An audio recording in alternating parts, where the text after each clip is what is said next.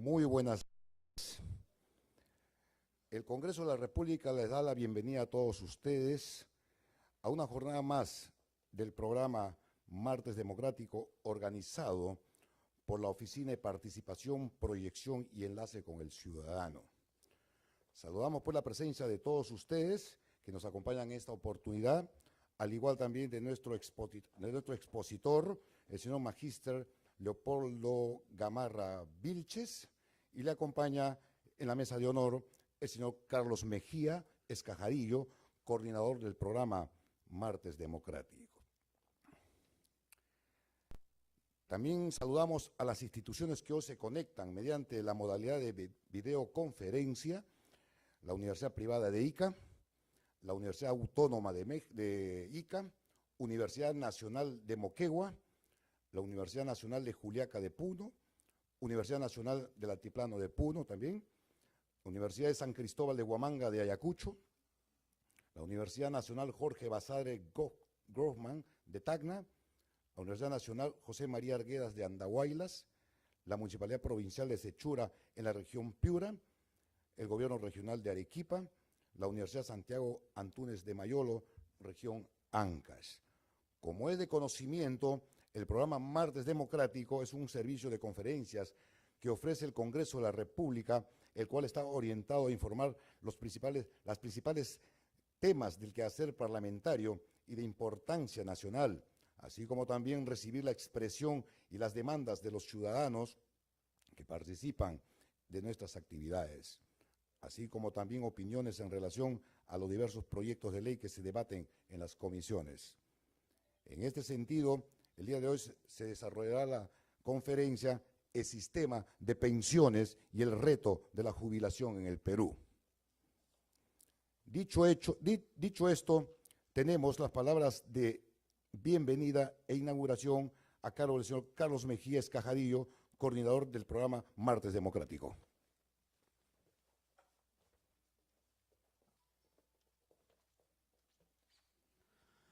Tengan ustedes muy buenas noches, darles la bienvenida a esta jornada del programa Martes Democrático del Congreso de la República, y reciban los cordiales saludos de nuestra Oficina de Participación, Proyección y Enlace con el Ciudadano, en la cual, de los programas que antes han estado difundiendo en la pantalla, este programa Martes Democrático se lleva a cabo todos los martes a la hora que se menciona y a la invitación que le hacemos vía nuestra plataforma virtual.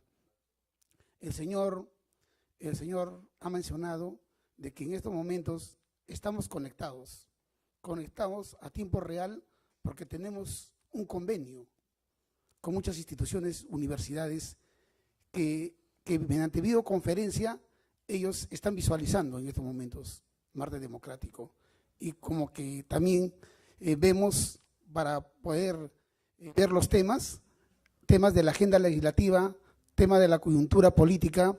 En este caso, el tema de hoy es el sistema de pensiones y el reto de la jubilación en el Perú. Un tema muy sensible, un tema, la verdad, muy complicado, pero tenemos a nuestro expositor, el Magíster Leopoldo Gamarra Vilches, es asesor de la Comisión de Producción de la Micro Pequeña Empresa y es especialista en Derecho Laboral. Bueno, dejo acá en la palabra de nuestro doctor, de nuestro expositor, que hoy vamos a escucharlo seguramente atentamente. Va a haber una ronda de preguntas en la cual el doctor, el expositor, va a estar llano a responder. Muchas gracias a ustedes por su participación.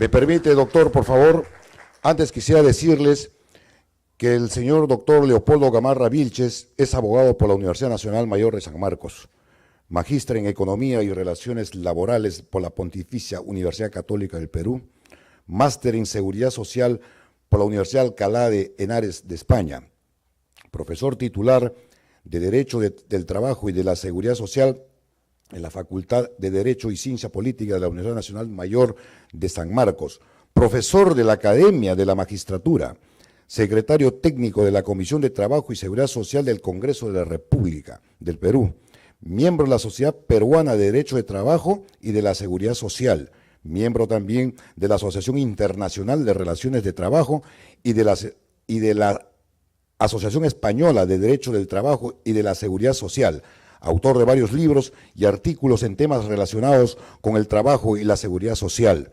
Actualmente coordinador de la Maestría en Derecho del Trabajo y Seguridad Social de la Universidad Nacional Mayor de San Marcos. La palabra, doctor.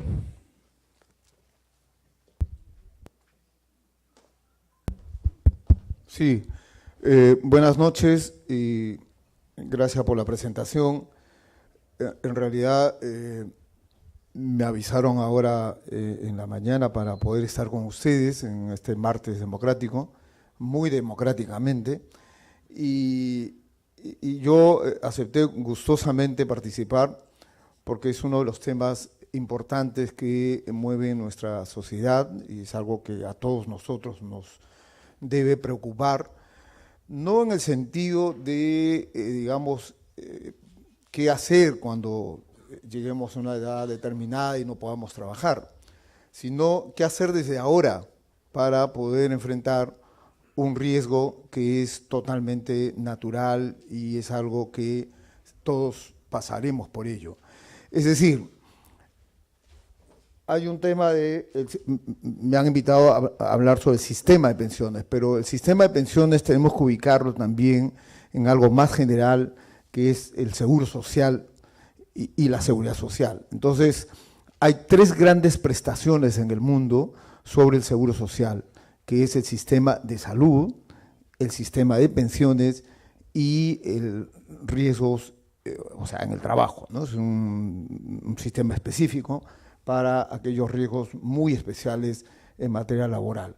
Ahora bien, en el caso de pensiones, yo desarrollaré tres temas, ¿no? tres grandes lineamientos que nos pueden ayudar a entender específicamente este tema que es tan importante. Bien, en primer lugar, creo que hay que partir de algunos conceptos previos, algunos conceptos que ayuden a entender y sobre todo que al final podamos plantear algunos retos como salidas a este tema tan importante. Bien, en conceptos previos yo quisiera mencionar lo siguiente. A ver, en toda la humanidad, es decir, desde el ser humano está habitando en este planeta, siempre ha existido algo que se llama el riesgo. Es decir, el riesgo es un hecho futuro e incierto que la persona puede sufrir en cualquier momento.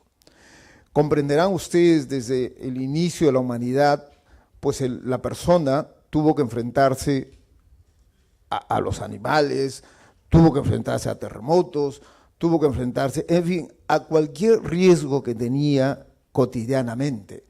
Y evidentemente esos riesgos, cuando fueron desarrollándose en comunidad, en sociedad, la sociedad tenía una manera de enfrentar, ¿no? Por eso que luego se le conoce como sistema. Ahora bien, en ese desarrollo, pues en un momento determinado, después de muchos siglos, el ser humano también va a desarrollarse una actividad tan importante, tan humano, tan fundamental, que es el trabajo, ¿no? No hay alguien que no haya pasado por esta experiencia. El trabajo es fundamental, es la centralidad del ser humano. Y entonces, en esa centralidad, sin embargo, pues evidentemente, como toda actividad, siempre hay riesgos. Y por eso es que hacemos una diferencia entre lo que es el seguro social y la seguridad social. ¿Por qué? Porque estos trabajadores que en el siglo XVIII aproximadamente y sobre todo en el siglo XIX lograron organizarse y enfrentarse al riesgo. De ese modo es que aparece en la humanidad lo que se llama el seguro social desde el Estado, pero un seguro social contributivo, vale decir que si tú no contribuyes no tienes las prestaciones necesarias para enfrentar el riesgo. Por eso es que el seguro social existe en todos los lugares del mundo donde exista trabajo. ¿Ya? Eso es en primer lugar. Ahora, en segundo lugar, entonces, la humanidad ha ido avanzando también y evidentemente ya no solo es el trabajo que también genera riesgos, sino todos los riesgos que existen en la sociedad, pues digamos, la sociedad han buscado cómo enfrentar. Y así aparece un término que se llama, por eso es la diferencia, de la seguridad social. Esta seguridad social aparece en los años 30 en Europa, Estados Unidos sobre todo, y aparece como un planteamiento societario para enfrentarse a los riesgos, ya no solamente del trabajo, sino todos los tipos de riesgos, ¿no? Por eso que hay un informe famoso inglés, el Plan Beveridge, que lo que hace este informe es decir, bueno, el ser humano tiene riesgo desde que nace hasta su muerte, por lo tanto, ya no basta el seguro social, ya no basta solo ser trabajador y tener seguro, sino todos los seres humanos deben tener seguro social, seguridad social, desde la cuna hasta la tumba. Esa es un poco la forma como aparece la seguridad social en el mundo, en países desarrollados, y a eso se le llama justamente estados de bienestar, porque la seguridad social lo que busca es eso, el bienestar, porque claro, cuando uno enfrenta el riesgo, evidentemente el riesgo, todo riesgo tiene dos características, digamos, o tres.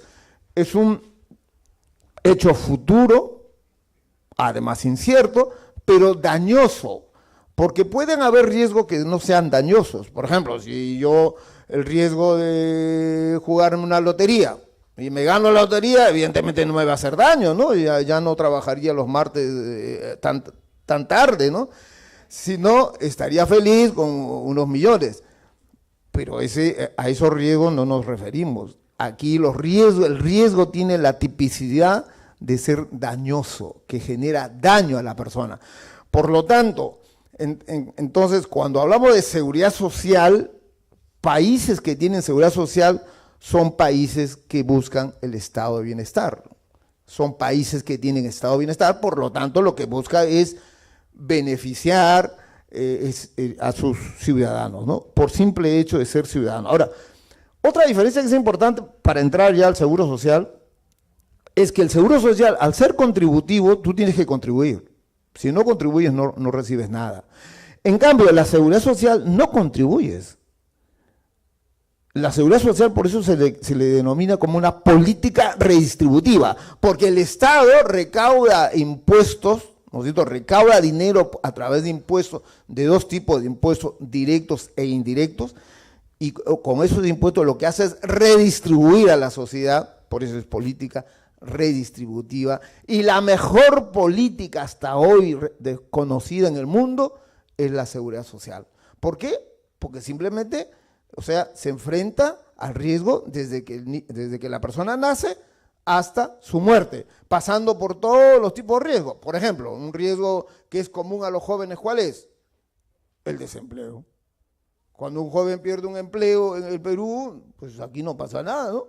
Cuando un joven pierde un empleo en países de estado de bienestar, el Estado asume a través del seguro de desempleo un seguro que puede ser como en España 2 años, como en Francia 4, como Holanda 8, como en Bélgica indeterminado, ¿no? Se puede estar 30 años en seguro de desempleo y el Estado te paga, ¿no? Entonces, claro, son sociedades también en donde hay diferencias culturales, ¿no? Porque aquí veo algunos alumnos ahí felices que estarían, bueno, en desempleo toda su vida, ¿no? Pero no se trata de eso, no se trata de enfrentar el riesgo. Bien, dicho eso, entonces paso ya al sistema de jubilación, ¿no?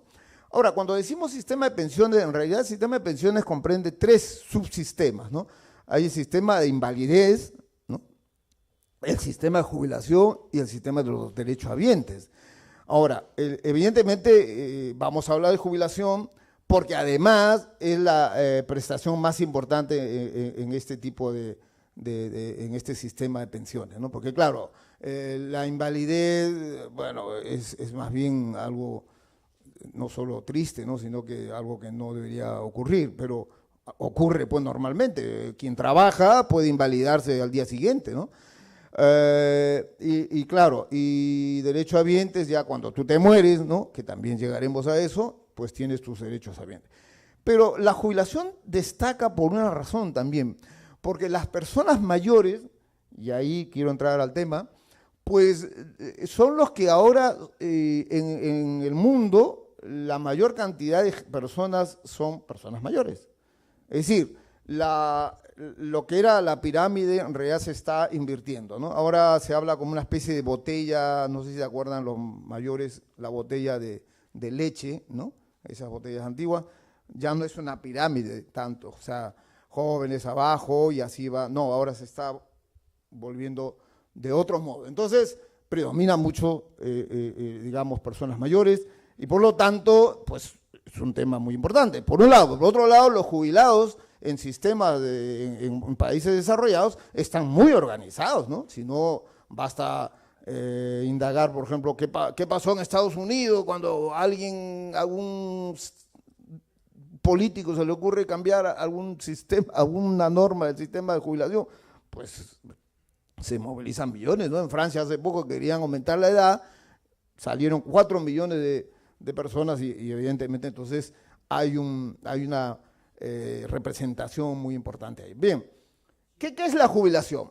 La palabra jubilación proviene del término jubileo, ¿no? Del jubileo, que los hebreos cada 50 años pues celebraban esta fiesta. ¿Para qué? Para liberar al esclavo, para liberar, perdonar los pecados y las deudas. Por supuesto, la Iglesia Católica también asumió esta fiesta, pero claro, ya no tenemos esclavos y la Iglesia no perdona deudas, pero sí perdona pecados, ¿no? Entonces, en esto estamos en la jubilación. Pero ese es el término que se ha usado, jubilación como jubileo, como una fiesta, una liberación. Claro, la jubilación, ¿de qué te liberas? Del trabajo, pues, ¿no? O sea, porque llegas a una edad determinada, ya no trabajas. Claro, el gran problema es que, ¿qué pasa ahí con la jubilación en el Perú, ¿no? Pero en fin, vamos a analizar eso. Bien, entonces, simplemente quería mencionar que hay dos criterios para determinar la jubilación. Uno, la edad, evidentemente, porque el jubileo, es que tú lo obtienes cuando ya llegas a una determinada edad y en la edad se supone que ya pierdes cierta capacidad física, psicológica o como dicen ahora, en fin, mental, ¿no? Entonces, llegas a esa edad que ya se te disminuye estas energías y por lo tanto necesitas ese ingreso y para ello se supone el otro criterio es haber aportado. Por eso que les digo, el seguro social es contributivo, o sea que tú contribuyes para tener una seguridad social, un seguro social, perdón, una pensión de jubilación. Bien, si me ayuda a avanzar. Entonces ahora, se está avanzando ahí. Alguien está muy, ya, perfecto. Gracias, mil gracias. Entonces, hay dos, tenemos sistemas. En realidad, mire, aquí quiero ser muy objetivo, ¿ya? Porque al final podemos, ustedes pueden preguntar, en fin, pero quiero decirle lo siguiente. El seguro social nació en el mundo como un sistema público. Y eso tiene que ver con, ustedes pueden revisar, nace en Alemania en 1892, 93, 94, o sea, nace como una respuesta a los trabajadores. Ustedes no se imaginan, siglo XVIII, el tema de muertes que ocasionaban las enfermedades, los accidentes, ¿no? Por eso que las dos leyes importantes en Alemania era el sistema contra la ley de enfermedades y la ley de accidentes de trabajo. Porque claro, el hacinamiento, la falta de agua potable, ustedes imaginen en esa época, y entonces claro, quienes morían y sufrían de los trabajadores. Por eso que Alemania reconoció y aprobó por primera vez en el mundo la ley de seguro social. Y entonces nace como un seguro, incluso nace de tripartito, o sea, participa el Estado, el empleador y el trabajador. Entonces, por eso he puesto grande ahí, el sistema es público y así nace el Seguro Social. Hay una aportación actual para recibir prestaciones futuras. ¿Quiénes aportan? Inicialmente aportaba el empleador, el trabajador y el Estado. Así nace. Y luego, aparece un sistema privado. El sistema privado en realidad no existe en el mundo, en países desarrollados, ¿no? Ahí quiero aclararles, ¿no? El sistema privado, puede ser, existe el sistema privado, pero no el sistema obligatorio. Este es el sistema obligatorio, por eso hablo de seguro social. Puede existir un seguro privado. En Estados Unidos hay seguro para todo, ¿no? Tú aseguras tu gato, tu perro, incluso las artistas aseguran pues sus glúteos, ¿no? Y de hecho que hay artistas una que, no sé cómo se llama esta artista, que por $2 millones, claro, hace 15 años, ¿no? Ahora ya no le dan ni $200, pero bueno, pero aseguro. Entonces, ese seguro privado, no me refiero a ese seguro privado, eso claro que existe, aseguras tu casa, tu carro, todo. Pero yo estoy hablando de que el seguro privado obligatorio no existe en ningún país europeo, ni Estados Unidos, no existe. Así que ese seguro privado van a ver ustedes que nació en América Latina, nació en Chile, y bueno, nosotros hemos sido muy buenos alumnos, y ahí estamos ahora sufriendo, porque algunos tendrán pensión de 5 soles, de 6 soles, en fin. Porque así la gente, pues no se enteran. Por eso yo felicito que este tipo de eventos permite conversar, ¿no? Probablemente haya alguien que esté en contra mía, pero yo no tengo ningún problema de debatir. El tema es que hay que ser objetivos. Si 2 más 2 son 4 y otro dice 5, bueno, ya pues la gente dirá quién tiene la razón, ¿no? Entonces, el sistema público. ¿Cómo nace el sistema público? Este es muy parecido en el caso de Perú a cómo nació en Europa, ¿no? A ver, como les decía a ustedes, antes de existir el Seguro Social, pues mucho antes, la gente, los trabajadores tenían necesidad de protegerse, como todos, ¿no?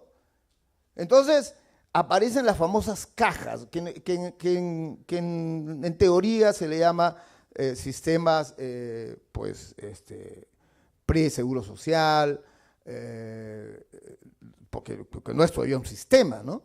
Porque ¿cómo es un sistema? Cuando es una cosa coherente, organizado, general, ¿no? Las cajas son particulares, ustedes incluso se acordarán acá, caja de pescador, caja de trabajador albañil, caja de empleados públicos, la caja policial, todo eso representaba una manera de avanzar, pero limitado, ¿no? Porque el seguro social es un avance.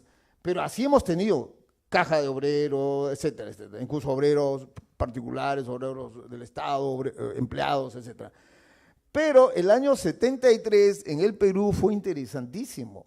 El año 73 se aprobó un famoso decreto ley hasta hoy vigente, la 19990.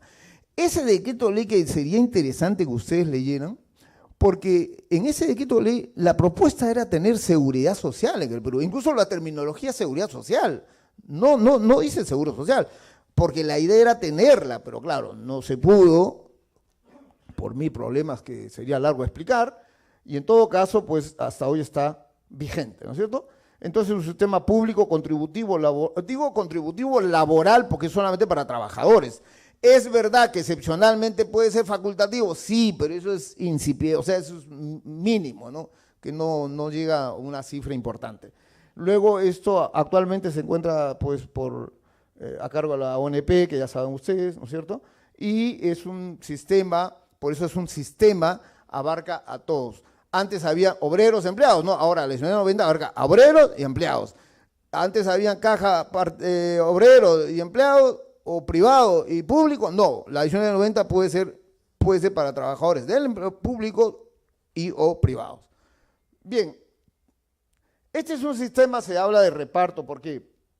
Porque la idea cuando decimos universal, me refiero universal a los que aportan, ¿no es cierto?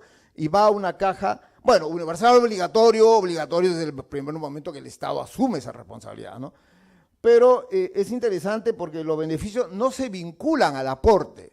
O sea, no es que tú tanto aportas y tanto vas a tener de beneficio, no, el aporte no está en función de ello. Sin embargo, digamos, hay un aporte, evidentemente, ahora, actualmente en el público es 13%, ¿no es cierto? Ahora bien, ¿qué quiere decir la solidaridad? Ahí se aplica la solidaridad en dos sentidos. Uno, intergeneracional, en el sentido que los jóvenes aportan para aquellos que ya necesitan pensión, ¿no es cierto? Ese es intergeneracional.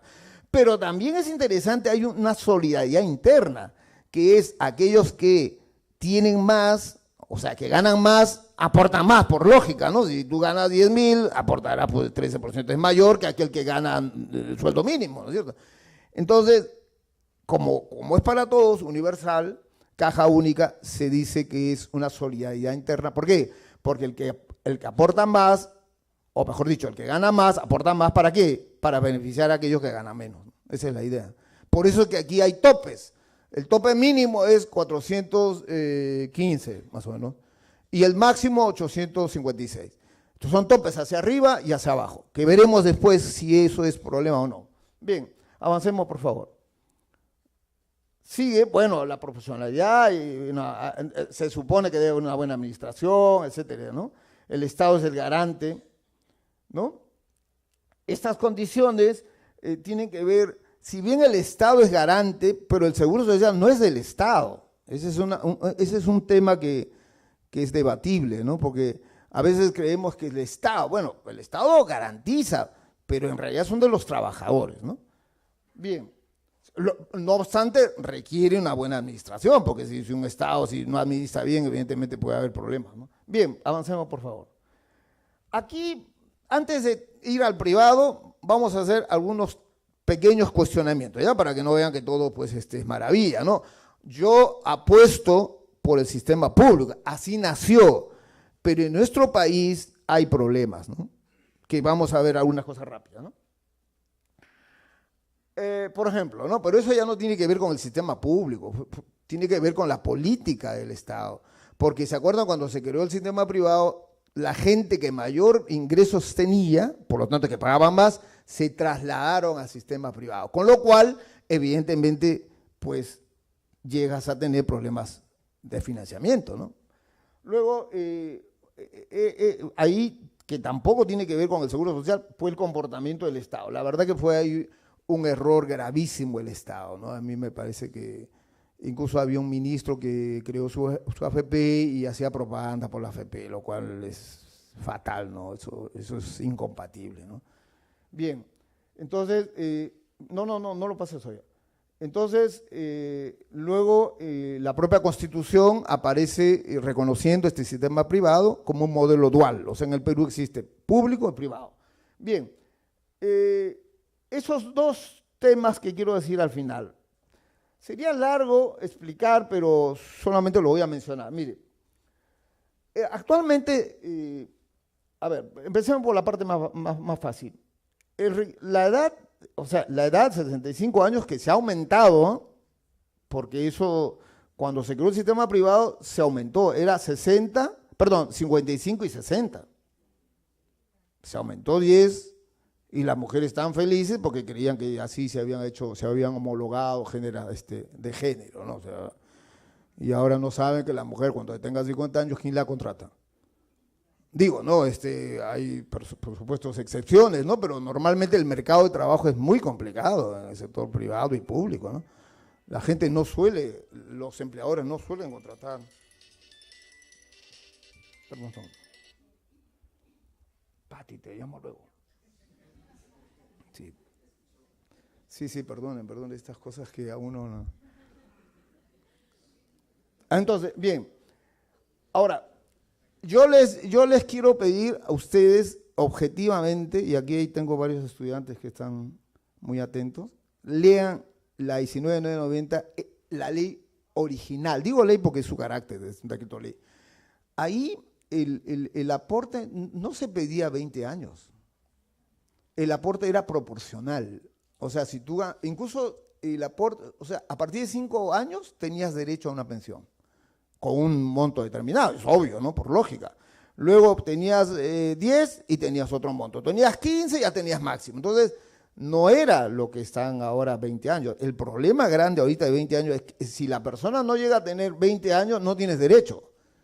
Y ese es el gran problema ahorita, y eso es totalmente injusto, ¿no? Porque ¿qué pasa? Si te falta una semana, yo he visto a gente que le falta un día.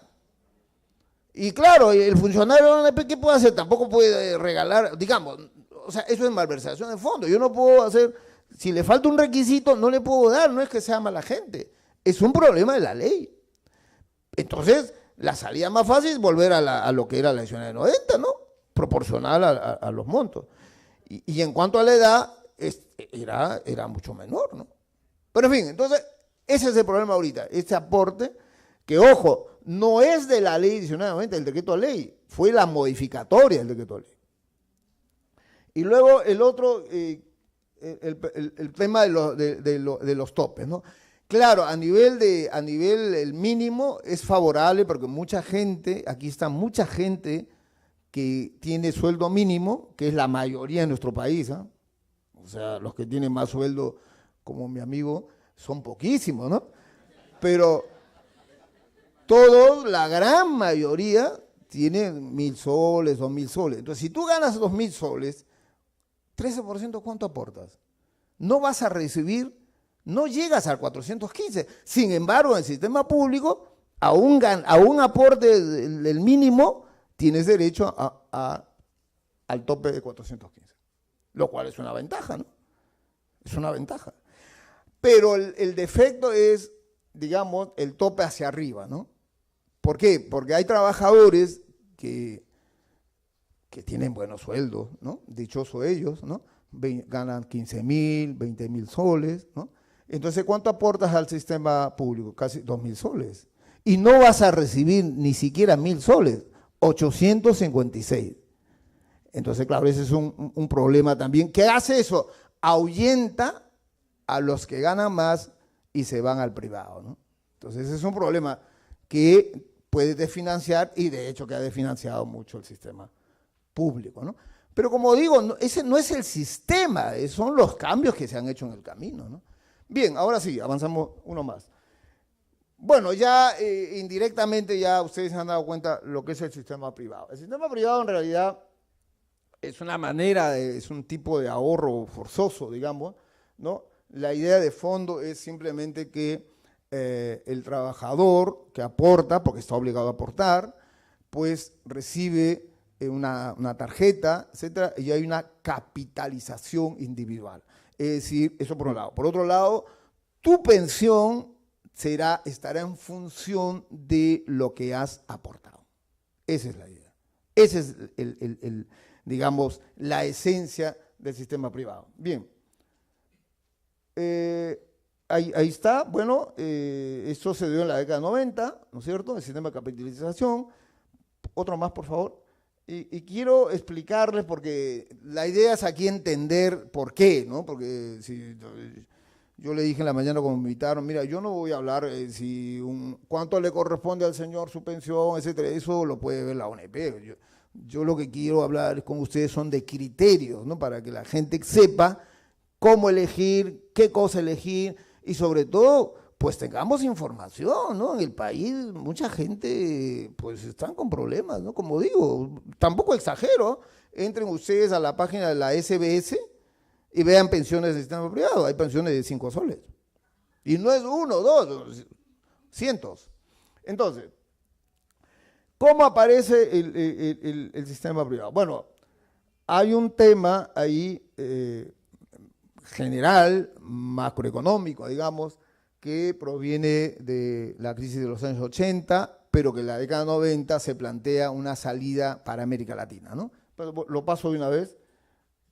Acá está. Espero que también pueden tener ustedes, hay mucha información al respecto. En la década 90 se da un acontecimiento que se le conoce como Consenso de Washington. Se llegó en Washington, ¿no? Algunos creen que fue en Huacho, no, en Washington, ¿no? Ese consenso en Washington, pues, ¿qué cosa? ¿Quiénes participaron? Los bancos más grandes del mundo, los 8 países más desarrollados económicamente, y se pusieron de acuerdo y dijeron, bueno, la crisis hay que resolver de esta manera, y plantearon 10 acuerdos, supuestamente. Como eran acuerdos entre ellos, le llamaron Consenso de Washington. Claro, como se aprobó en Estados Unidos, es para todo el mundo, ¿no? Pero lo que si se aprueba algo en Perú, a nadie le importa. Pero bueno, entonces, ¿qué planteaba ahí el Consenso de Washington? Bueno, hay que tener una macroeconomía sana, estable, y por eso Ya no interesa la política de reducción de pobreza ni nada, es la política de macroeconómica, ¿no? Y por lo tanto hay que reducir el Estado. El Estado no puede tener interés social ni nada, el Estado tiene que solamente vigilancia y punto. Y a lo máximo algo de salud, pero no, tiene que ser, todo tiene que resolverlo ¿quién? El sector privado, ya está. Y por lo tanto se planteó la privatización del seguro social, donde existían seguros sociales, ¿no? Y lo curioso es esto, ellos, en todos los que participaron, los 8 países, en ningún país aplicaron. Ningún país, ustedes pueden ver. De Estados Unidos, sí, público. Francia, sí, público. Alemania, público. Todos los países que participaron, ningún país aplicó. Bien, avancemos, por favor. Entonces, solo América Latina, algo de Arabia y África. Y en América Latina, claro, como somos alumnos muy especiales, tampoco aplicamos a rajatabla, ¿no? Aplicamos ciertos modelos, ¿no? O sea, ciertas variantes. Y ahorita tenemos 3 modelos, ¿no? Un modelo sustituto, porque sustituye, es el típico caso chileno, ¿no? En Chile no hay nada público, ¿no?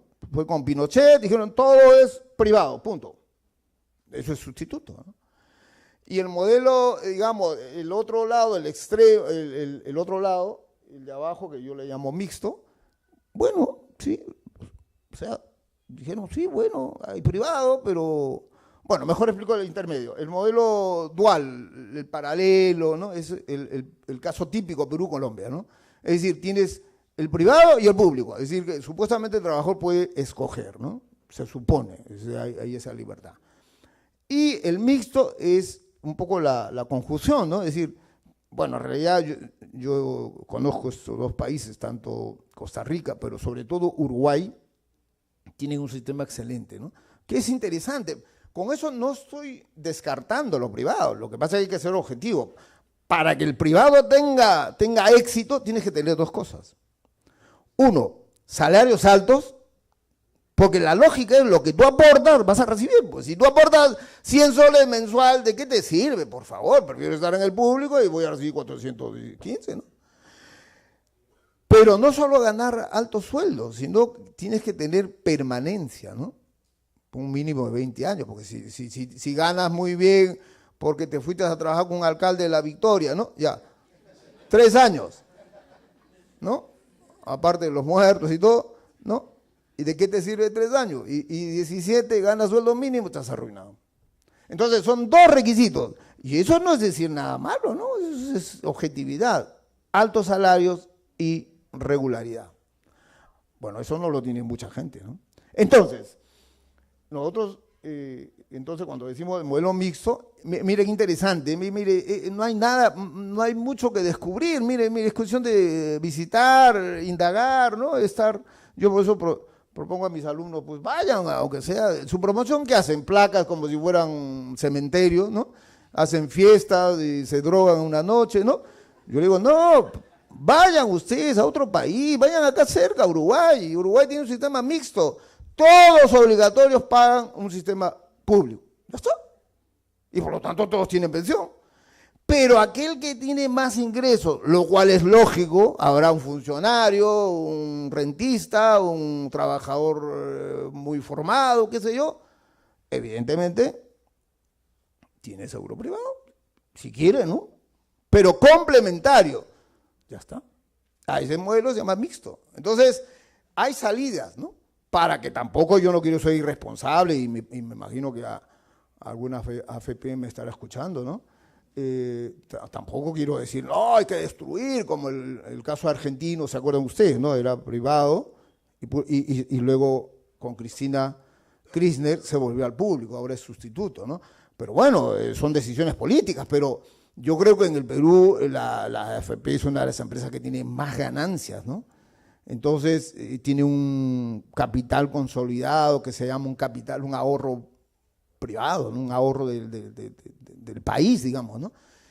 Entonces también habría que respetar eso, pero yo creo que hay que sanear también porque hay gente, como digo, no se beneficia y por lo tanto habría que ser realistas en ese caso y tener un todo, al final podríamos tener un sistema, un modelo mixto, ¿no? Que sería interesante.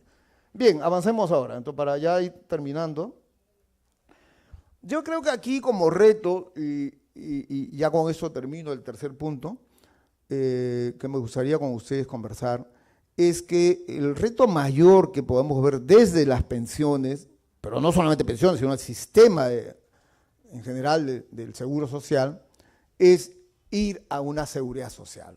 No hay razón para que no tengamos seguridad social. Yo creo que el país ya tenemos un avance económico respecto a otros países, hay un crecimiento, incluso a pesar de los problemas políticos, a pesar de los problemas de corrupción y todo, la economía ha mejorado, digamos, ¿no? Me refiero a hace 20 años, ¿no? O 30 años.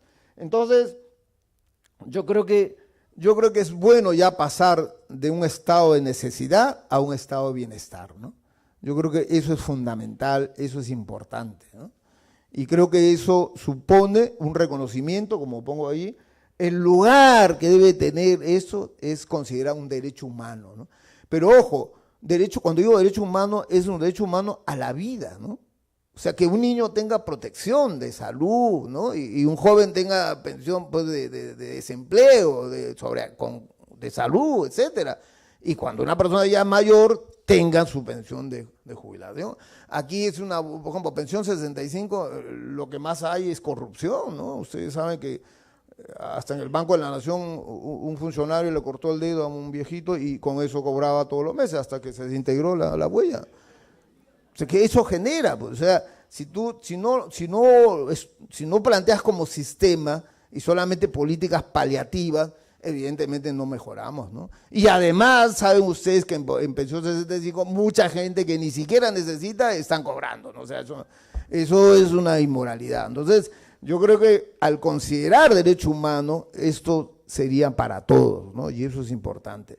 Y eso evidentemente corresponde a un tipo de modelo, ya eso se puede ver, ¿no? Puede ser mixto, puede ser contributivo, una parte, otra parte no, en fin, eso es cuestión de debatir, eso es cuestión de analizar. Por eso que a mí me molesta mucho cuando hay elecciones y todo, nadie habla de seguridad social. La seguridad social es fundamental para eso.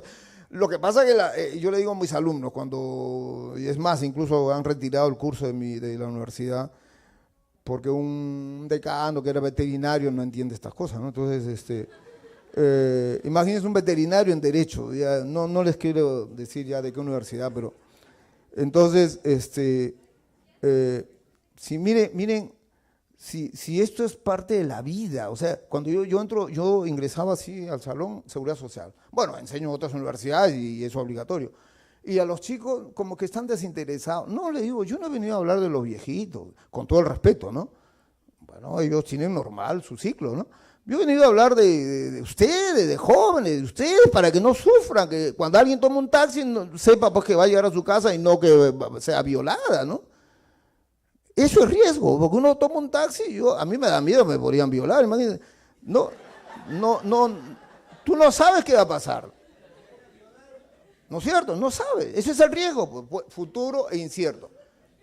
Entonces aquí yo le digo a ustedes, ahora hagan la prueba. En países donde estado de bienestar, yo he visto, porque he ido a algunas clases, todos los chicos al ingresar al salón dejan su celular. Yo quería hacer eso en San Marcos, pero al final, imagínense, desaparecen todos los celulares. Entonces, claro, eso es el que hablar. Entonces, la seguridad social es un reto de la humanidad y nosotros somos parte de la humanidad, o sea, no podemos estar medio incivilizados, ¿no? O sea, aquí un viejito se muere en la calle, no pasa nada, a una niña la violan en la noche, o algo peor, las niñas se prostituyen aquí cerca y no pasa nada, ¿no? Entonces, eso no es posible. La seguridad social humaniza la sociedad. A ver, uno más para terminar. Bueno, ahí no se ve muy bien. O sea, cuando digo seguridad social, estoy diciendo la protección social como algo central del desarrollo humano, que genera un círculo virtuoso, miren. Porque claro, el círculo es que al tener seguridad, tú trabajas mejor, tienes una vida más feliz, ¿no? Puedes contribuir más, se entablan lazos también de solidaridad, es interesante, ¿no? Yo les cuento una anécdota de hace 2 años, que no es mucho, ¿eh? Estuve en Holanda, haciendo una pequeña investigación y me costó mucho porque estuve como 2 días caminando por la ciudad que es pequeña, ¿no? No había ni un ambulante, bueno, no había ni un mendigo. Y mi trabajo era, pues, o sea, contabilizar mendigos, porque en Seguridad Social no había un mendigo y fracasé.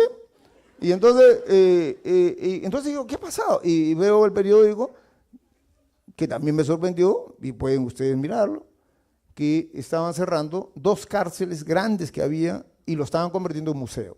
Porque no hay delincuentes. O sea, ¿y qué son los holandeses? Son buena gente, han nacido con estrellas. No, simplemente que si tú tienes un seguro y tienes acá un celular, un mugroso celular, ¿qué te interesa el celular? No te lo vas a llevar, ¿no? Porque tienes tu vida, tienes tu celular, tienes seguridad. Entonces, a mí me parece que todo lo que estamos sufriendo en el país, la delincuencia, la corrupción, todas esas cosas, tiene que ver con un tema que la gente no tiene seguridad en nuestro país. Vivimos angustiados, yo sé que ustedes están preocupados, por ejemplo, por la hora, si llegarán a su casa, ¿no? Entonces, ese es el tema. Entonces, ¿y cómo será si no hagan la prueba? Vayan a la Plaza San Martín a las 3 de la mañana, no sé, llegarán sin ropa, sin nada, ¿no? Y perdiendo la intimidad, en fin. Entonces, tú caminas en lugares donde hay seguridad social, 3, 4 de la mañana y no te pasa nada, ¿no? Por supuesto, no quiero que digan que soy acomplejado, ni mucho menos. Por supuesto que puede haber delincuentes, pero son casos excepcionales, ¿no? Un drogadito, qué sé yo, porque por ahí que generalmente son inmigrantes latinoamericanos, ¿no? Entonces, termino con esto. Mi mensaje es que tenemos que ir a una seguridad social. Es verdad que el seguro social algo funciona en el Perú, algo, con muchas dificultades, con problemas, pero tenemos que ir a una seguridad social y para eso me parece fundamental también valorar el seguro social, ¿no?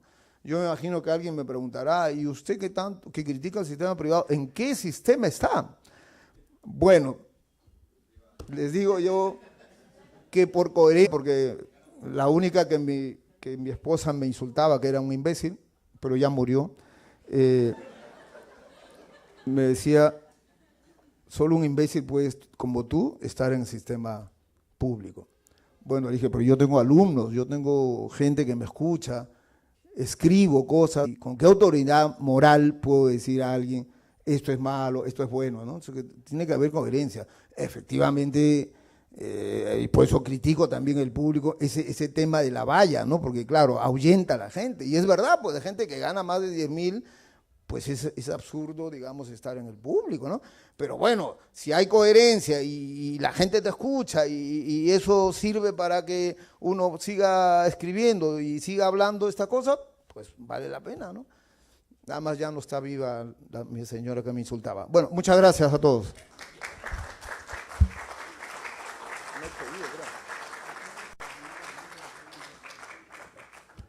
Muchísimas gracias, doctor. Excelente exposición. Antes de dar inicio a la ronda de preguntas, se les recuerda a todos ustedes la entrega de la ficha de control para que pueda ser entregada su certificado de esta conferencia. Bueno, no sé quién me puede ayudar para poder hacer las preguntas. A ver, por favor, queremos que sus preguntas sean concretas y sin mucho retardo, por favor. A ver, ¿alguna acá?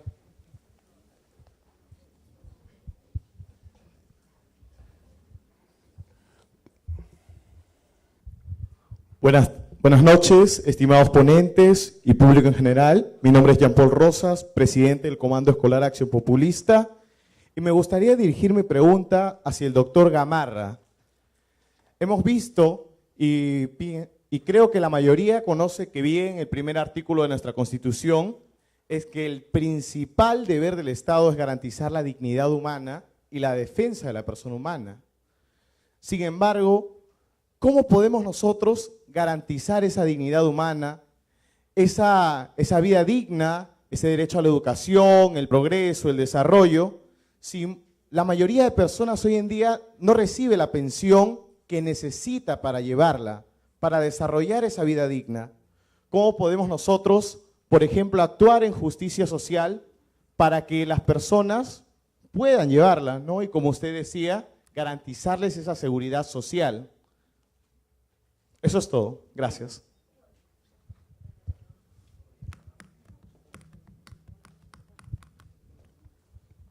Si van pensando y puedo avanzar con la respuesta, ¿le parece? Claro que Porque sí. es una pregunta muy interesante y amplia, ¿no? Pero ahí habría que recordar lo siguiente, ¿no? Lo que pasa es que en la Constitución y en toda Constitución siempre existen dos tipos de normas, ¿no? Hay normas que se le llama así, normas programáticas, es decir, que tú te pones de acuerdo, porque ahí hay otro texto que debíamos leer, porque es como si se hubiera escrito hace un mes, ¿no? Es el contrato social de Rousseau. Porque, ¿qué es una constitución? A veces mis alumnos dicen, no, la Carta Magna, que no sé qué. Eso no tiene nada que ver, son palabras. Digo, la constitución es un contrato social. ¿Y cómo llegas a un contrato? A través de los constituyentes, a través de los congresistas, porque hay dos maneras de aprobar una constitución, ¿no? Que se llama el poder constituyente o el poder constituido. El poder constituyente que elegimos todos y el poder constituido también elegimos a los congresistas, entonces, o diputados, senadores. Entonces, la constitución siempre es un contrato. En la medida que es un contrato, tú te pones de acuerdo en lo que deseas para el país, ¿no? Es como cuando uno se casa y dice, bueno, nos vamos a querer hasta que la muerte nos separe, algo así, ¿no? Entonces es una cosa programática, ¿no? Así, hacia adelante. Eso por un lado. Pero hay normas dispositivas, ¿no? Que no esperan, que puede ser como el derecho a la libre circulación. Ya está, pues todo el mundo viaja, hace su cosa. Pero este artículo primero de la dignidad humana, que es interesantísimo, realmente es una norma programática, digamos, ¿no? Porque, claro, ¿qué cosa significa la dignidad humana? La dignidad humana no puedes tener si es que no tienes herramientas de por medio, ¿no? Y a mí me parece, yo estoy convencido que la mejor manera de llegar a una dignidad o de tener dignidad humana que todos tengamos en el país es a través de este mecanismo de la seguridad social. Porque la seguridad social es una política redistributiva, como les digo. No puede ser que en nuestro país, por ejemplo, y eso pueden indagar, ¿no? Hay gente que tiene, pues, 2 yates, 3 yates que valen 2, 3 millones de dólares, ¿no? Y hay gente que está comiendo basura en la calle. O sea, eso no es posible, ¿no? Eso es una inequidad social. Entonces nosotros, para que haya dignidad, tiene que redistribuirse, ¿no? Y eso no quiere decir quitarle a uno para darle al otro, simplemente una cosa muy simple. La seguridad social, y eso sería una pregunta interesante, la seguridad social, al ser una política redistributiva, proviene de los impuestos. No es solo, o sea, hay dos tipos de impuestos, ¿no? Todos pagamos impuestos al tomar un taxi, al comer en un restaurante, en fin, son los impuestos indirectos, que no nos damos cuenta, pero lo pagamos. Claro, Martes Democrático no cobra, ¿no? No, bueno. Pero toda actividad se paga. Claro, uno no está pensando, este es un impuesto, ¿no? Porque el impuesto directo sí lo pagas pues, en determinadas etapas del año, en fin, ¿no? Pero los impuestos indirectos son los impuestos más injustos que puede haber. Porque lo paga aquel que tiene ingresos como estos rectores de estas universidades que tienen 2 millones de soles, 3 millones de soles de ingreso, que compra exactamente, puede comprar 2 litros de gasolina y lo paga el pobre que también compra gasolina. Entonces eso es injusto, ¿no es cierto? En cambio, el impuesto directo es lo más justo que puede haber. Y es a través de los impuestos directos es que se logra la seguridad social. Y eso significa una herramienta importante y me alegra conocer un axiopopublista tan joven y con su emblema ahí orgulloso, ¿no? De la Lampa. Yo creo que así los jóvenes tendrían que participar porque los jóvenes tienen eso, ¿no? Y bueno, uno ha pasado por eso también, pero es importante que los jóvenes sean conscientes que la dignidad humana necesita herramientas. No es una declaración, ¿no? Todos tenemos derecho a la dignidad humana. Sí, pues todos tenemos derecho, ¿no? ¿A quién se le prohíbe? El tema es cómo llegas a la dignidad humana. Ese es el problema, ¿no? Si tenemos jueces que preguntan, oye, ¿qué quieres? ¿Que le libere o a una niña violada? Evidentemente, pues, ¿qué dignidad humana vas a hablar? Dime. ¿Ustedes se imaginan el daño de esa niña? por una simple equivocación, dice que no, que parece más de edad. Miren la estupidez que dice un juez, ¿no? Entonces eso no es dignidad, ¿no? Yo creo que tiene que haber un cambio y me alegra que los jóvenes estén en esa propuesta, ¿no? Votaré por Acción Popular. Se ha ganado un voto. Bueno, en primer lugar, buenas noches, saludando su exponencia tan brillante. Quien les habla es una maestra. Yo, en forma muy particular, tengo Gerson, no te vayas. dos colegas que aquí leyendo el mismo artículo sobre la dignidad humana, y pregunto, ¿qué dignidad humana tiene un profesor que tendrá por sus 62, 61 años, que está con una diálisis, que mientras en el Perú tiene que cumplir 65 años, yo estoy en Colombia, están ya jubilados a los 50 años haciendo su turismo 51 años. Igual en Bolivia, los maestros están siendo jubilados a los de 50 años, mientras que en nuestro país no es así. Me duele porque lo veo sufrir. Y otro colega que también está con los marcapasos, que le faltará 2 años, 3 años para 65 años. ¿Y de qué dignidad humana se puede hablar? Gracias. Bueno, eso ya lo comentamos, ¿no? Y gracias por usted por reiterar. ¿Usted estuvo en la exposición, no? Ah, bueno, sí, eso hemos hablado. Sí, estoy perfectamente convencido de eso. No sé si hay alguna pregunta más, ¿no? Si no hay, excelente, se ha entendido. A ver, la señora. El señor, perdón. Sí. Perdón. Sí, buenas. Tiene el micro. ¿Qué tal? Buenas. Me llamo Luis Monroy, soy analista de sistemas. Más o menos tengo la misma edad en la profesión como las AFP en el Perú. Soy administrador de la página web No Más AFP. O sea, ¿qué opina posibilidad, así como estaba hablando de impuestos, de que las pensiones estén relacionadas relativamente a lo que nosotros podemos aportar, un porcentaje de los impuestos? Por ejemplo, en Italia, el Códice Fiscale se crea igual desde el nacimiento, ¿no?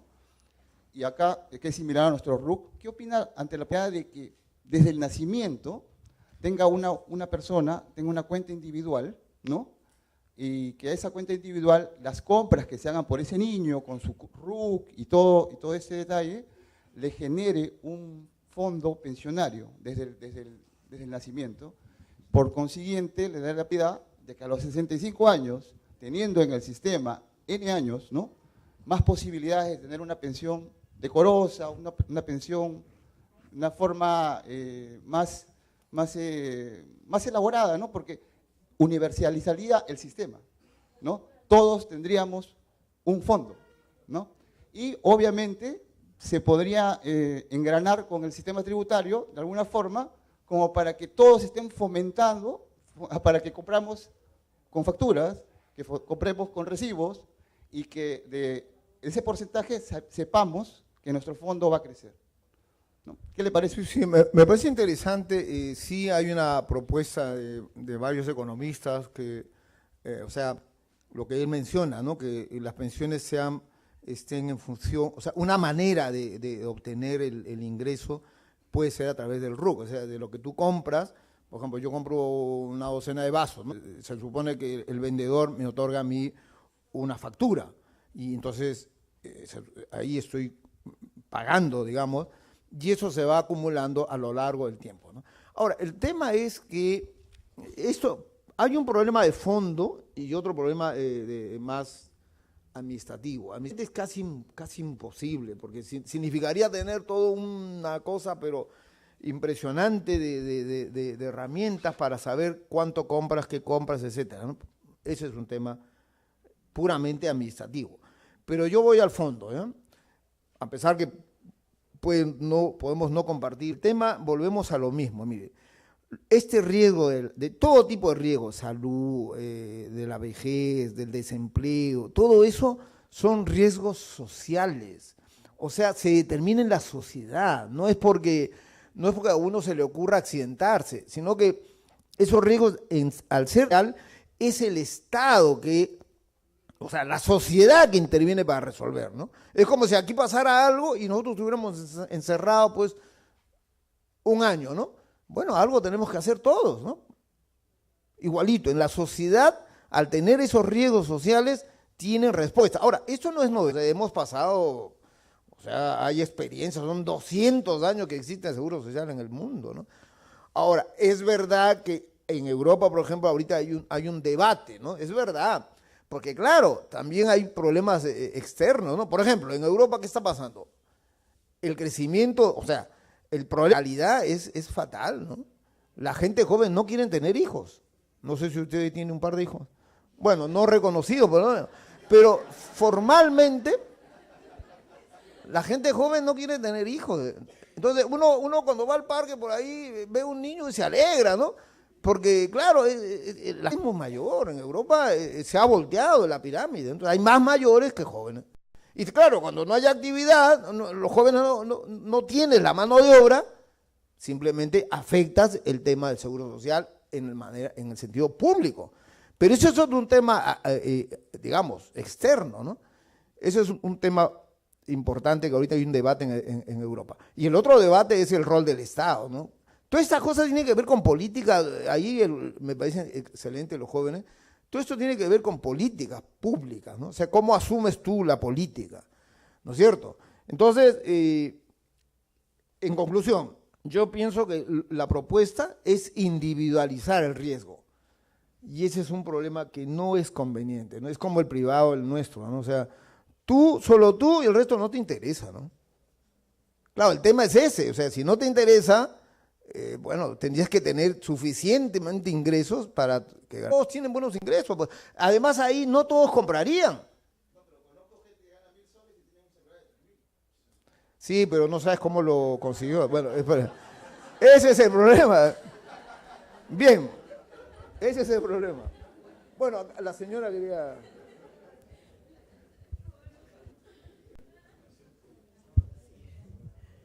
Sí, gracias. Mi nombre es Sonia Valdivia, soy periodista, directora de la revista Iberoamericana Internacional. Ah, qué gusto. Una revista sociocultural. Y creo que todos los que estamos presentes, o al menos la mayoría, tienen diferentes inquietudes. Lo felicitamos por sus conocimientos, por su carisma. Yo creo que merece un fuerte aplauso. Por favor, y es una admiración y orgullo de tenerlo como profesional y opositor. Ya con su anuencia, pedirle permiso y hacer una pregunta al señor Carlos Mejía. Referente a los 3 expositores que estaban programados, tengo una inquietud. ¿Ellos se disculparon o me imagino que están preparando los cambios que pidió el presidente Vizcarra? Gracias. Señora, muchas gracias por su pregunta. Este es el programa Martes Democrático. Es cierto, en la invitación donde hemos cursado por nuestro sistema de nuestra base de datos,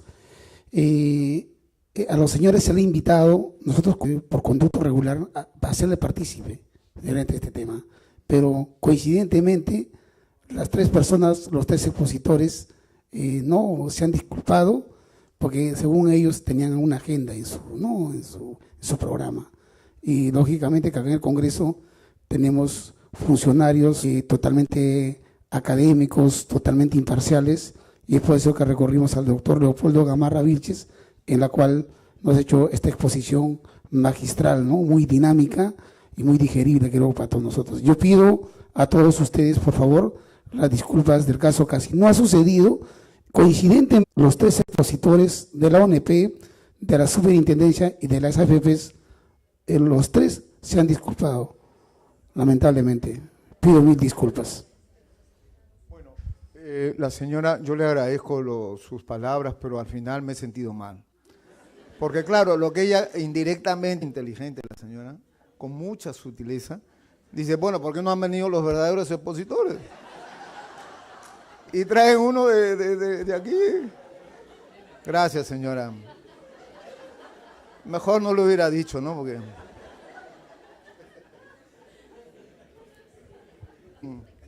Está perdonada.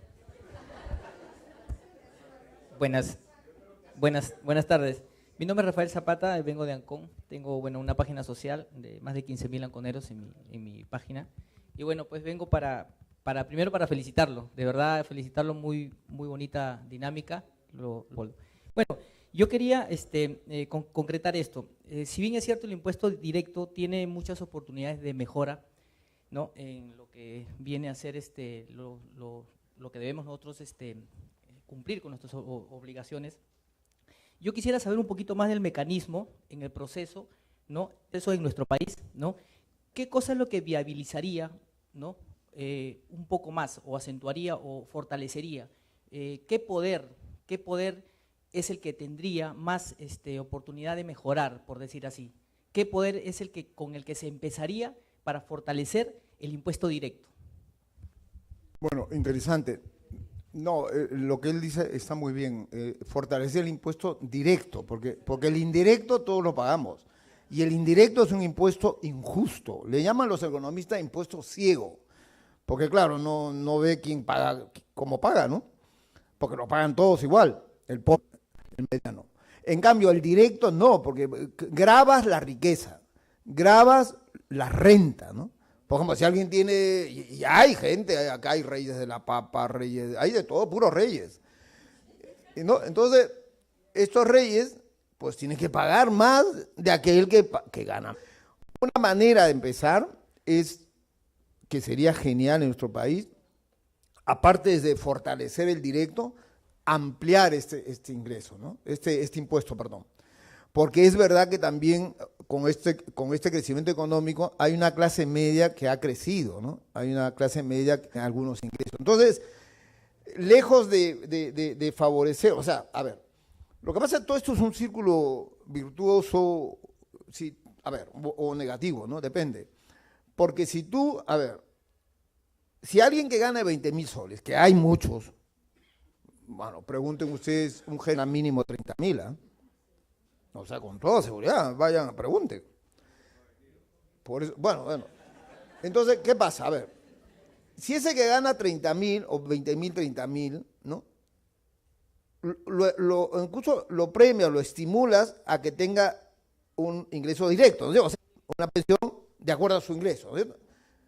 Sin embargo, estás dejando la posibilidad que ese señor pueda aportar para aquellos que tienen menos. Y no estoy hablando después que paguen 50%, estoy hablando de 1%, 2% de lo que gane, ¿no? Para una seguridad social verdadera en nuestro país. Eso tendríamos fácilmente un buen ingreso económico en el país, además de aquellas grandes empresas que, bueno, ya sabemos cuántos millones se han perdido en el Perú por la mafia, ¿no? Por la irregularidad, por la corrupción, millones y millones de dólares, ¿no? Que tranquilamente podría ir a una bolsa común, ¿no es cierto?, a un presupuesto para que el Estado pueda sufragar y tener seguridad social, aunque sea elemental, una cosa mínima, ¿no? Y poco a poco los jóvenes pues podrán mejorar esto. Esa es la idea, ¿no? Buenas noches, doctor. Muchas gracias por su presentación. Mi pregunta es la siguiente. Soy maestra también, ¿no? Vengo ya 20 años, creo, aportando en la AFP, pero estoy con deseos de emigrar a la ONU. ¿En qué me beneficia? ¿Pierdo beneficios? ¿Va todo mi dinero? ¿O se quedan con parte de mi dinero? Y como decía usted, si ustedes ganan un poco más de dinero, digamos, fuera del sueldo que uno puede ganar, te cobran un poco más en la AFP, ¿verdad? Claro. Sin embargo, no evidencia los montos de descuento que te hacen, porque hace poco yo veía que a mí me descontaban como 800 soles la AFP por el monto que uno gana, ¿no? Sin embargo, cuando llega el reporte no evidencio esa cantidad, más bien veo descuentos y descuentos y descuentos, ¿no? Y la cantidad total se moviliza en un mínimo. Por eso, si yo quisiera migrar a la ONP, ¿me beneficia en este momento migrar? ¿Pierdo parte de mi dinero? ¿Me voy con todo? Por favor, quisiera que me aclaren ese sentido. Sí, pero Muchas no quiero decepcionarla y que hoy no pueda dormir. Mire, ahora del sistema privado a la ONP es casi sacarse una lotería. porque hay muchos requisitos que prácticamente no va a poder cumplir. Entonces, ese es un problema serio. Pero curiosamente, al revés, es facilísimo. De la ONP te pasas al privado, ¿por qué no pasas allá? Pues ya está. Entonces, ahí hay un problema de política, ¿no? O sea, tenemos que ser serios y ese es un problema que para usted, claro, le convendría, como está hablando del monto, porque tendría una cosa fija. Porque claro, el problema de la AFP es que no solamente es el monto, sino que es porque el dinero que tú tengas va a depender mucho, aún teniendo buen dinero, va a depender mucho hasta cuánto vives. Si vives, hay gente ahora que la esperanza de vida ha aumentado, ¿no? Hay gente que vive 90 años, hay gente que vive 100 años, entonces dependerá también. Entonces, eso puede agotar. Ahora, si opta por una, claro, ojo, que la AFP no te da la pensión, es una empresa que ellos contratan. Entonces, esa empresa aseguradora, que es privada, evidentemente, que son grandes empresas, va a estudiar tu monto, ¿no? Si tú tienes $500,000, dices, y tienes 65, a ver, te estudian, pues cuánto, hay una ciencia de probabilidad. Entonces, hacen un corrido, por eso es que aquí las AFP utilizan el sistema chileno, ¿no? ¿Cuál es el corrido? No es que llegues a 100 años, sino que el corrido es que hasta 100 años la posibilidad que llegues. Entonces, de ahí dividen cuánto te podría corresponder. Y evidentemente eso depende. $500,000 lo divides en 30 años, no es nada, ¿no? No es nada. Y la otra posibilidad, que también es una crítica, yo en la Comisión de Trabajo y Seguridad Social, yo no estaba de acuerdo de eso, pero en fin. El tema es que, así como ahora me han invitado, igual no decido nada. Entonces, no estaba aquí porque se aprobó qué cosa. Algo peor es el retiro total, ¿no? O sea, el 95%. O sea, la gente, ¿qué hace con eso? Cuando no hay cultura previsional, este seguro nació en el mundo de manera previsional, para que cuando tú tengas ya incapacidad de trabajar, tengas un ingreso a los 65 años con tu 95%. Ese es un problema, ¿no? Entonces, en fin. Sí, ahí hay otra. ¿Qué tal? Buenas noches, soy Manuel Zamora. Por casualidad y necesidad, estoy trabajando en la ONP de inversiones, ¿no? Es una buena entidad, pero tiene muchos problemas porque es complicado, ¿no? Casualmente arrendamos inmuebles que es del FCR a personas mayores, jubilados, ¿no? Y prácticamente con su pensión pagan su renta, ¿no?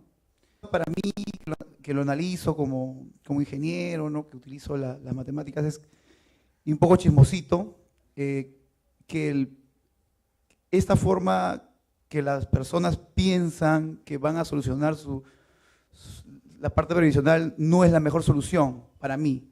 Hay otra solución, la hipoteca inversa. En otros países, para que puedas tener una buena jubilación, aportas el 60% de tus ingresos. En mi caso, yo ya estoy jubilado, ya he comprado unos inmuebles y los arriendo, ¿no? Porque, o sea, le da solución, ¿no? Entonces, yo quisiera saber, que usted que tiene más experiencia que yo en el tema, qué otras soluciones han dado a este tipo de problemas, ¿no? En otros países, ¿no? Y con la idiosincrasia propia, ¿no? De nuestro país. Gracias. Sí, mire, es interesante lo que dice, que está tan jubilado tan joven, ¿no? Pero lo que pasa, claro, porque se ha comprado 5 departamentos, ¿no? No sabemos cómo, pero bueno, se compró. Entonces, ahora entiendo la ONP cómo está con problemas. Bueno, pero el tema, mi querido amigo, nuevamente entramos con el tema individual, ¿no? Cuando esto es y tú lo sabes mejor que yo estando en la ONP, ¿no? Porque el tema es que pueden haber otras salidas. Por ejemplo, se ha aprobado efectivamente una ley hace poco, la ley, esto de la hipoteca inversa, ¿no? Porque claro, eso una persona mayor de 80 años, por decir, y resulta que tiene 2 hijos que están mirando ya cuando se muere. Porque esa es la realidad, ¿no? Es muy triste llegar a una edad, por eso ya no tengo hijos. Bueno, entonces, ¿qué pasa? Entonces, mejor la hipoteca inversa consiste, claro, yo voy al banco y digo, señor, ¿cuánto me da por esta casa? Pues $500,000, por decirte, ¿no? Entonces, recibes y vas pagando, ¿no? O sea, inversamente, cuando ya te mueres, ya hipoteca, pues ya verá el banco qué hace. Es interesante, esa figura funciona en varios países, en Francia es mucho, surgió en Francia justamente, pero como insisto, esto, o sea, el hecho que exista en países desarrollados no es incompatible con el seguro social. Esto existirá mientras existan trabajadores. Esa es la idea. Porque el trabajador, ¿qué hace? El trabajador cotiza. Esto no es del Estado, es contributivo.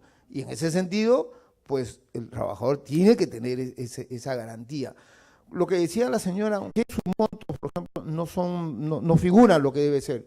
Lo que pasa, ustedes deben saber que en el sistema privado, a diferencia del público, el pago que llega a 12%, casi 13%, digamos, solo el 10% va a la cuenta, o sea, de la pensión, o sea, que es inamovible, digamos, ¿no?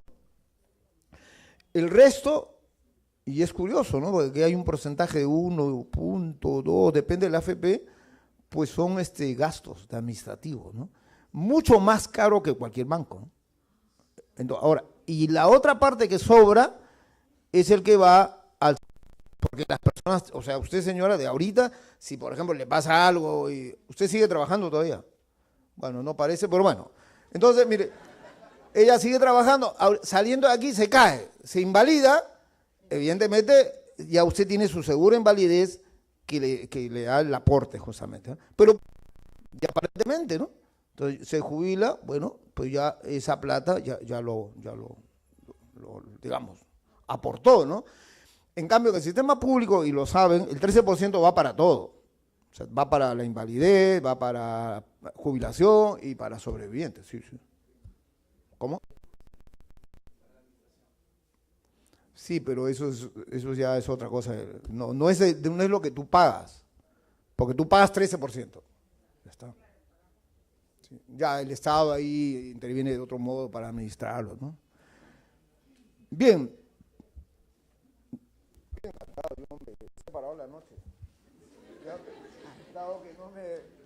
Doctor, primero felicitar por su exposición, brillante exposición, que ha mantenido atentos a todos en este tema de seguridad. Un tema muy interesante refiere a seguridad a lo que es la dignidad, la calidad de vida, al bienestar. Pero sea este espacio, que es este espacio de compartir y recoger también la mirada de los ciudadanos, es que soy maestra y como maestra me sorprende, entre comillas hablamos de dignidad y la mirada a los maestros de su dignidad. Le indico esto porque nosotros los maestros teníamos una ley, la ley del profesorado.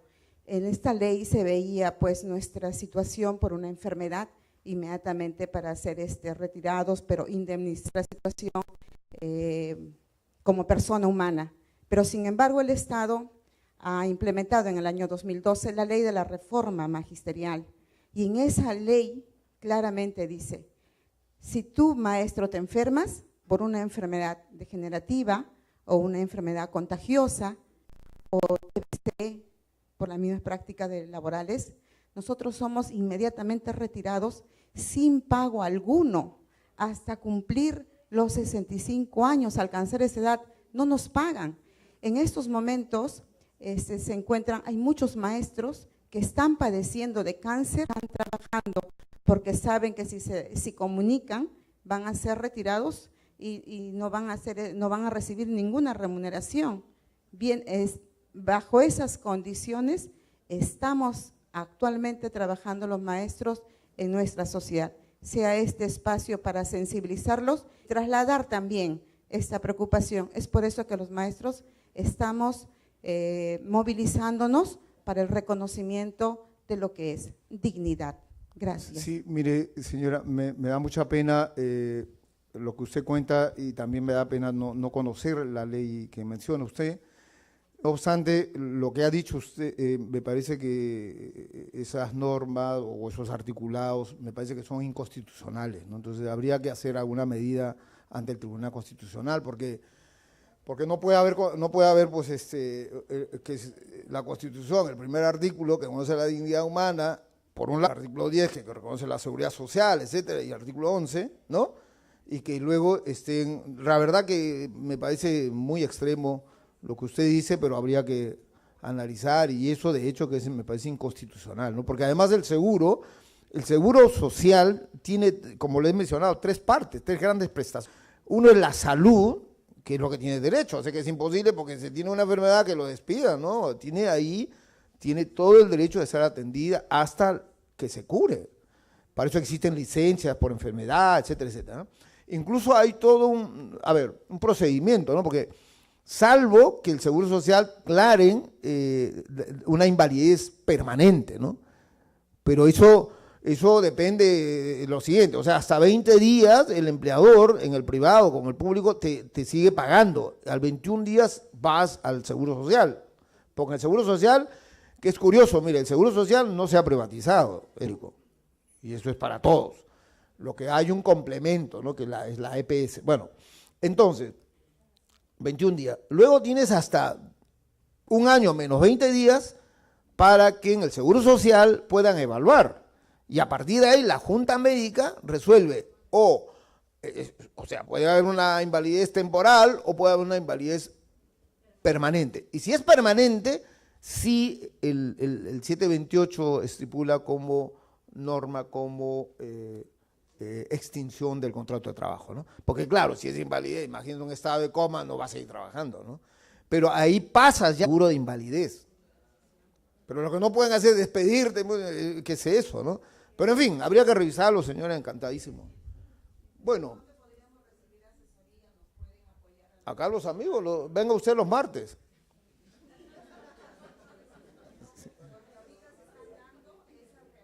En la Comisión de Trabajo y Seguridad Social. Encantado de ayudarla. Bien, antes que se vaya, mejor la última. Buenas noches.